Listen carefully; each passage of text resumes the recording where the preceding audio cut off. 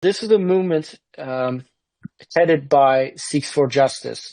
They are the ones organizing, and it's usually, most of the time, it's the same people attending these protests, whether it be in Ontario, British Columbia, US, UK, New Zealand. They traveled all together to New Zealand, and then they mobilize people to come from local gurdwaras and to create a little bit of a crowd.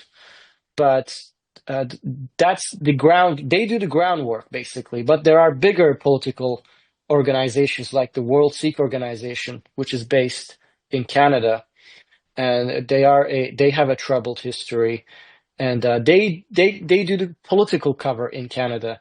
Their executives are or were MPs in Canada.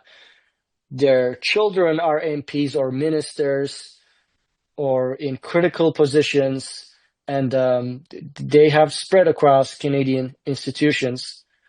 And so they do the political cover. And, you know, because of the tensions between Canada and India, it's a very highly political subject, but I feel like we are disregarding what's happening on the ground, what these people are saying, how they're exercising their free speech.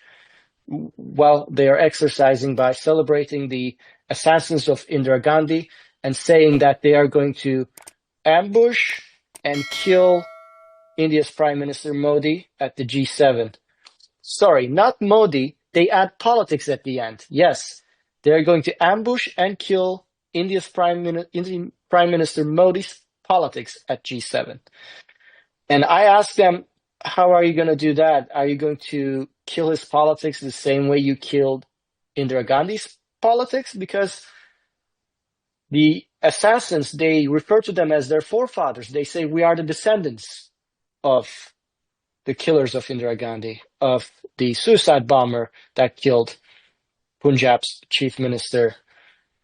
And they are glorifying these acts of violence. I have covered with my camera all of these events, but there's a reluctance on part of Canadian politicians to criticize or speak out against or distance themselves from such groups.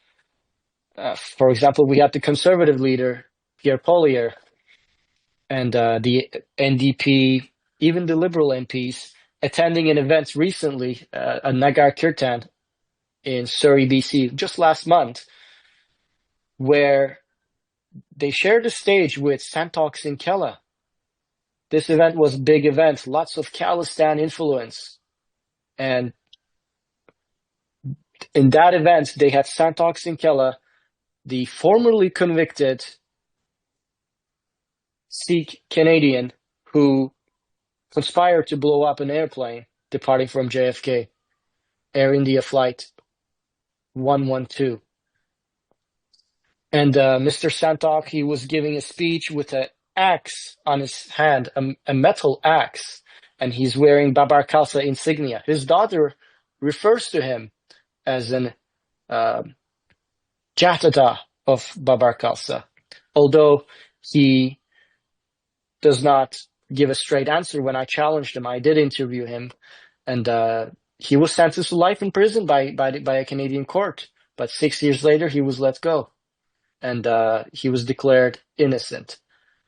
But if, as a citizen, I expect my representatives to distance themselves from extremists, from people with troubled history, from people giving fiery speeches on a stage, wearing a banned terrorist organization's insignia, Babar Khalsa. And it appears that because of the lack of media coverage or lack of awareness on part of Canadian population, these politicians are getting away with their participation at these events. And that's what I'm trying to do. I'm trying to raise awareness so that there's accountability. Otherwise, what I've been through today, it's going to become the norm, where Yeah, basically. Subscribe to Midday India. Get direct notifications on all our videos by clicking on the bell icon.